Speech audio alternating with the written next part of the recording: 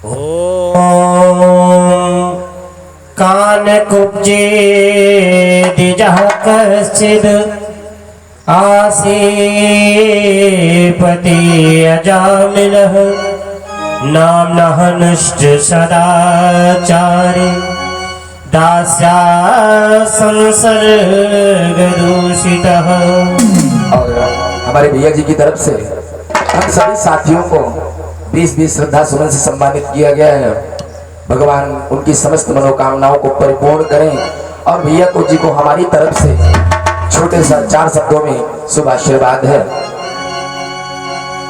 भक्तवर आपको ये आशीर्वाद बन के खुशबू में महफिल हो। भक्तवर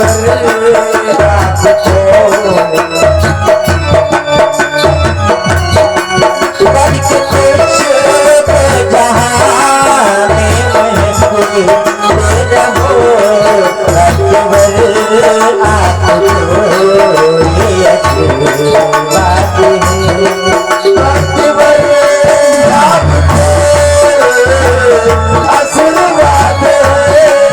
बन के खुशबू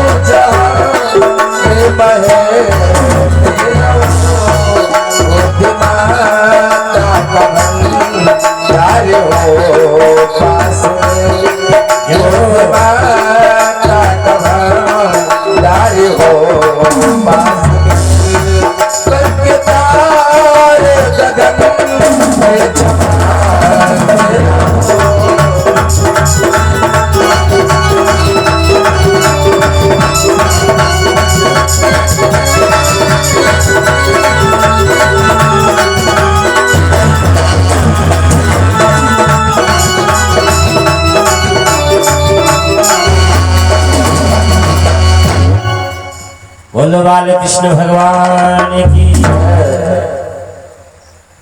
आज एक ब्राह्मण है, कानकुब्ज ब्राह्मण, जो बहुत ही वेद मंत्रों को जानने वाला ब्राह्मण है, लेकिन नेत्रों के देखने से उसके मन में वैश्याओं के प्रति आसक्ति हो गई और आसक्ति के कारण उसने अपने ब्राह्मणत्व को छोड़ करके, वेदत्व को छोड़ करके उन्हीं के साथ जीवन जीना प्रारंभ कर दिया और अनेकों प्रकार के पाप करने लगे, दुष्कर्म करने लगे। इतने में भी भगवान ने उनका कल्याण किया। क्यों? क्योंकि उनके एक पुत्र हुआ और उस पुत्र का नाम नारायण रखा गया। नारायण यानी कि वो स्वयं अपने पुत्र को बुलाता है, लेकिन भगवान मान लेते हैं कि तुमने मेरा ही नाम लिया है, चाहे अपने पुत्र के रूप में लिया है, चाहे अपने पिता के रूप में लिया है, चाहे अपने भाई के नाम रूप में लिया है। इसीलिए कहा भी गया है भैया कि नाम की महिमा न खाली जाएगी।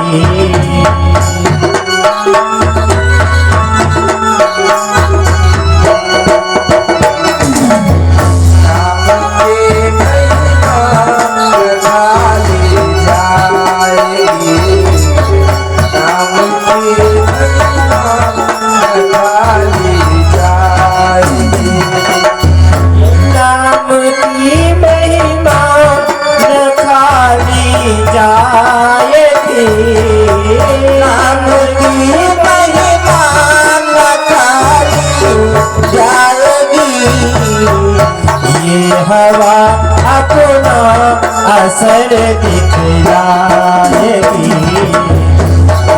हवा अपना असर दिखलाएगी, हवा अपना असर दिखलाएगी।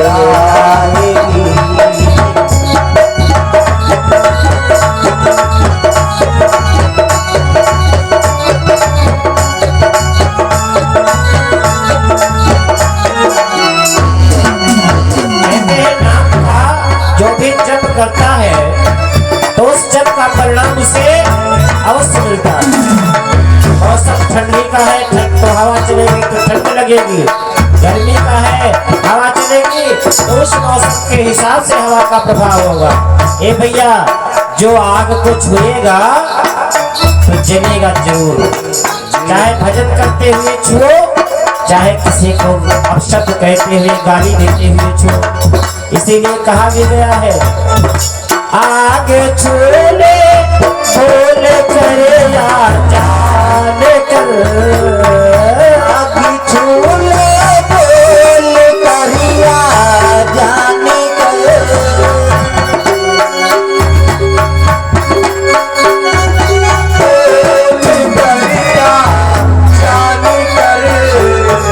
देह जलने से न बचने पायगी, देह जलने से न बचने पायगी।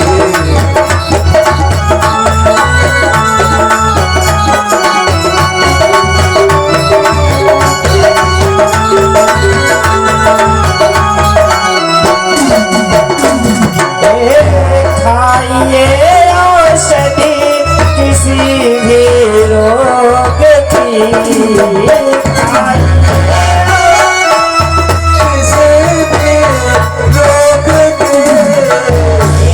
खाइए औषधि किसी भी रोग की,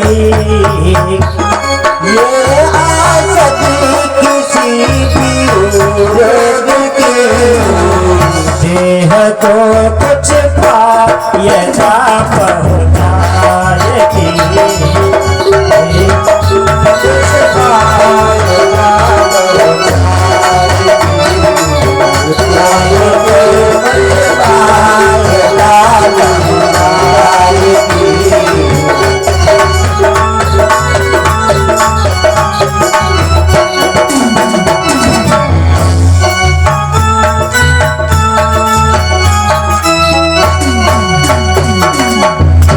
नाम की महिमा न खाली जाएगी, ये हवा अपना असर दिखलाएगी। अब श्रेष्ठ ब्राह्मण है, कहा गया कान कुचित जाकश्चित आसीत अजामिलः, नाम नश्च सदाचारो दास्या संसर्ग दूषितः। संसर्ग के कारण दूषित हुआ, लेकिन उसने अपने पुत्र को ही पुकारा और भगवान ने उसकी रक्षा की। तो कहते हैं कन्नौज नगरी है और कन्नौज नगरी का वो रहने वाला है। एक दिन वहां ब्राह्मण वेद वेदांत को जानने वाला जंगल में गया, और जंगल में गया तो वहां पर देखा कि एक तालाब है, और उस तालाब के पास में ही एक नीच व्यक्ति कुछ वैश्याओं के साथ संसर्ग कर रहा था। और संसर्ग करते हुए देखा तो देखने से उस वैश्या के प्रति उसकी आसक्ति हो गई, यानी कि उसी के ऊपर मन आ गया, और उसने सोचा कि ये पोथी पाठ करना, भगवान का भजन करना, नहलाना, घंटी बजाना, शंख फूंकना, यह सब बेकार है। जो कुछ है तो इसी कार्य में है।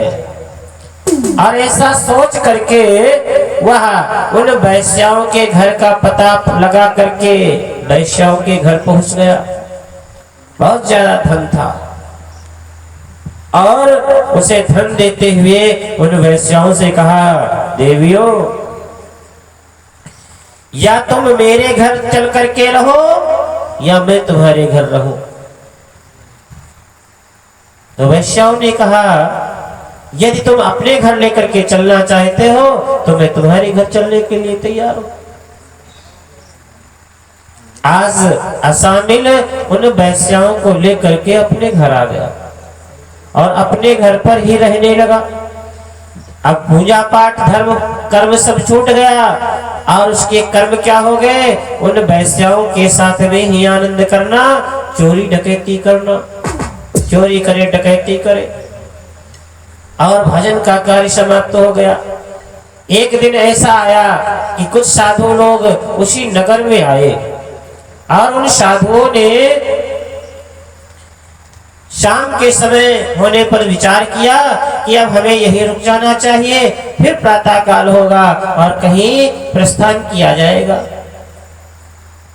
बालो नारायणो नामनः पितृयशो दत्तिम भृशं। वहीं पर रुक गए और जब रुके तो कुछ लोगों से पूछा, भैया कोई यहाँ भगवान का भक्त हो जो सात्विक विचार रखता हो, ऐसे वैसे दूषित पदार्थों को न खाता हो, तो मैं उसी के घर की आग लेकर के अनाज लेकर के भोजन पालूं। लोगों ने बता दिया उसी अजामिल का घर बढ़िया ब्राह्मण कानकुब्ज ब्राह्मण है और भगवान का भक्त भी है, उसी के घर जाओ रहो और भगवान का भजन करो। साधुओं की टोली उसी अजामिल के द्वार आ गई। अजामिल तो घर पर था नहीं। वैश्याओं ने देखा कि ये साधुओं की टोली आई है, मेरे द्वार पर है, तो मुझे कुछ दान पुण्य कर लेना चाहिए। जबकि कहा गया है कि वैश्याओं के घर का अन्न भी दूषित होता है, जल भी दूषित होता है, द्रव्य भी दूषित होते हैं, लेकिन उन साधुओं को कुछ भी ज्ञान नहीं था कि हम किसके घर आए। कहते हैं बहता पानी और रखता जोगी एक दिन रुका, दूसरे दिन चल दिया। उसका कोई घर तो है नहीं, तो किसका पता लगाए कौन है, कैसा है, क्या करता है, क्या खाता है, क्या पीता है। रुक गए। वैश्याओं ने उन्हें अनाज दिया है, जल दिया और भोजन की तैयारी कर दी। उन साधुओं ने भोजन बनाया, भोजन पाया और पाने के बाद जब उनको पता चला कि हमने वैश्याओं का छुआ हुआ अनाज ग्रहण किया है, उसी का भोग लगाया है प्रभु का, ए भैया, तो खाने के बाद गले को काट देने से तो दूषित अनाज का प्रभाव नहीं समाप्त होता। कहते हैं उसी दूषित अनाज को पचाने के लिए कुछ अन्य टेबलेट होती है, अन्य विधा होती है। भगवान का भजन करो, कीर्तन करो, तपस्या करो और ध्यान करो, ऐसे मंत्रों का जप करो कि उस दूषित अन्न का भी दोष आपको न लगे। यानी कि आपने यदि आम का एक पेड़ कटाया है और 4 पेड़ लगवा दिए हैं, तो तुम्हारे घर में जो ग्रह दोष लगते हैं वो ग्रह दोष नहीं लगेंगे। आज उन साधुओं ने सोचा कि ये वैश्या जो है गर्व से है, तो मुझे कुछ ऐसी शिक्षा देना चाहिए ताकि मेरा भजन ये लोग भी करें, और जब ये लोग भजन करेंगे तो इनका मन तन धन सब दूषित जो है ये साधु हो जाएगा, शुद्ध हो जाएगा। इतने में अजामिल आ गया और अजामिल ने जब साधुओं की टीम टोली को देखा तो बड़ा क्रोध किया मन में, लेकिन उनकी भैया वैश्याएं पत्नियां भी हैं सब, तो कुछ नहीं बोला, चुपचाप खड़ा सब देख रहा है, सुन रहा है। साधुओं ने कहा, देवी तुम्हारे उदर में संतान है, तो मेरी इच्छा है कि इस संतान के होने पर इसका नाम मेरी इच्छा अनुसार रखना, यही मेरी दक्षिणा है, क्योंकि भोजन तो आपने कराया है, दक्षिणा दिया ही नहीं। अजामिल ने कहा, ए बाबा दक्षिणा वक्षिणा मेरे पास कुछ नहीं है, और हम देने का काम नहीं लेने का काम करते हैं। जैसे कौलभिल्लो ने कहा था, बाबा ने मानस में लिखा है कि नाथ हमारे यह सेवकार, नाथ हमारे यह सेवकार, वेतना वासन बसन जाए।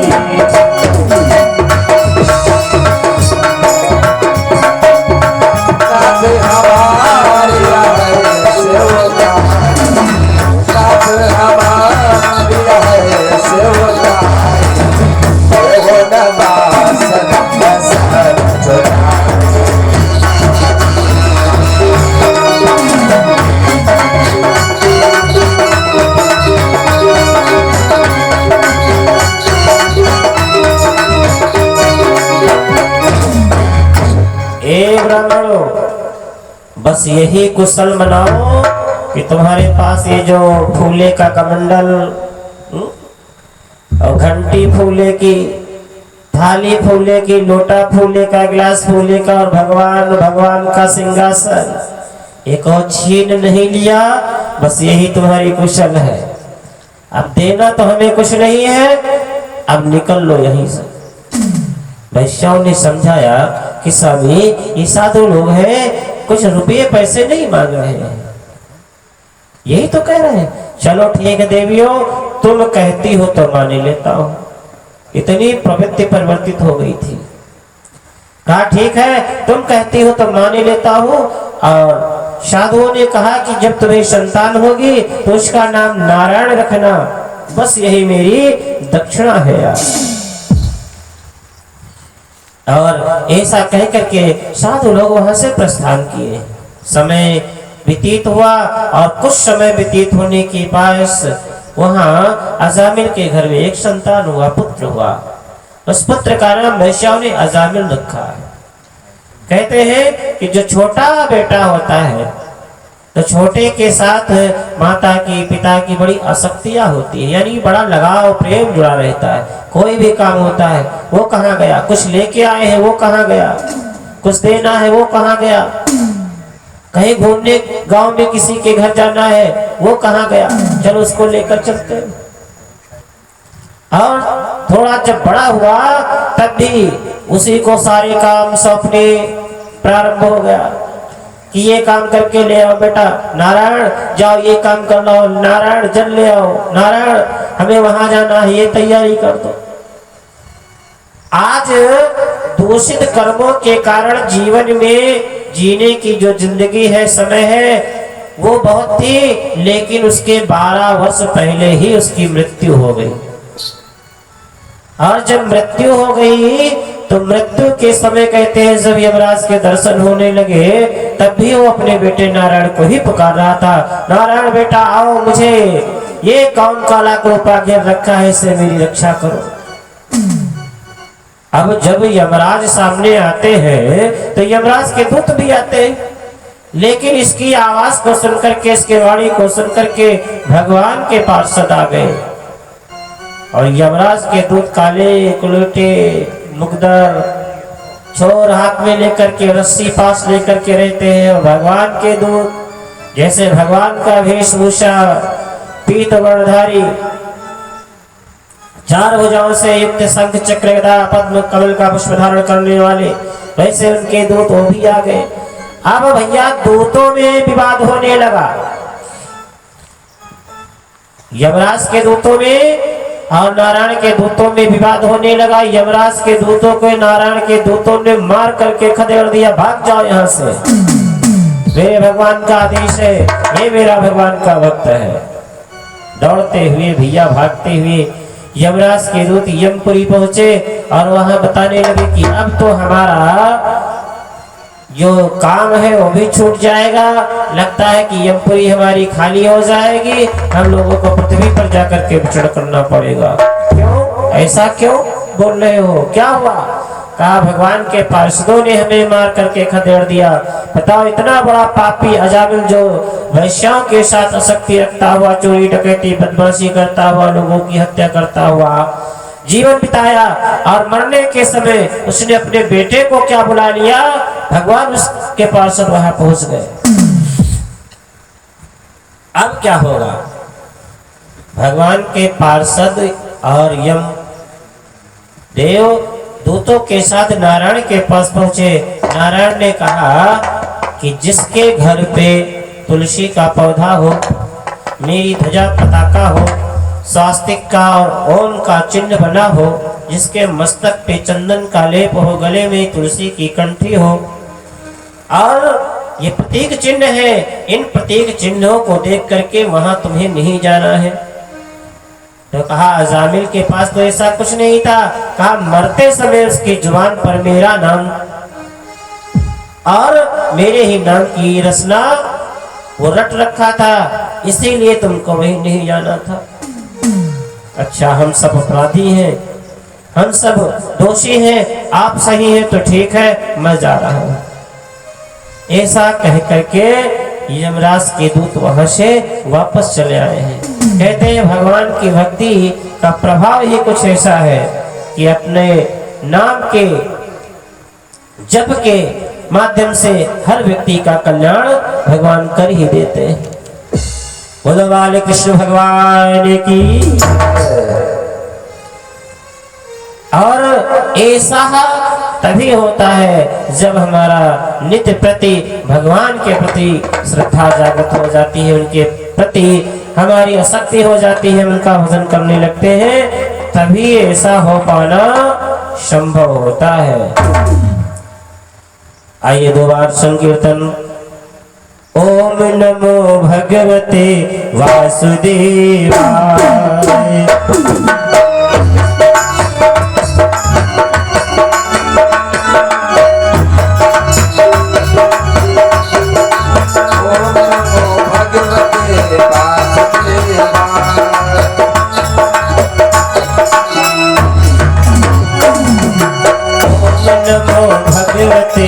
वासुदेवाय।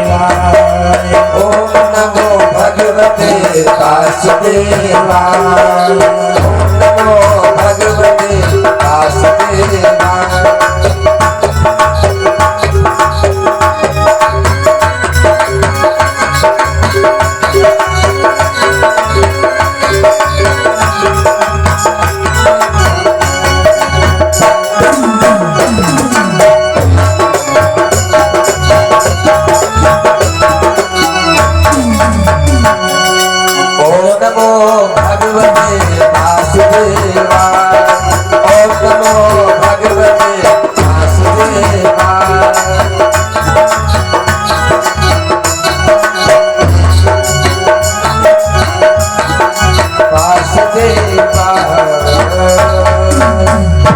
इसीलिए कहा गया है कि भगवान का जो भी भजन करता है, कीर्तन करता है, स्मरण करता है, भगवान उसका अवश्य कल्याण करते हैं, क्योंकि भजन में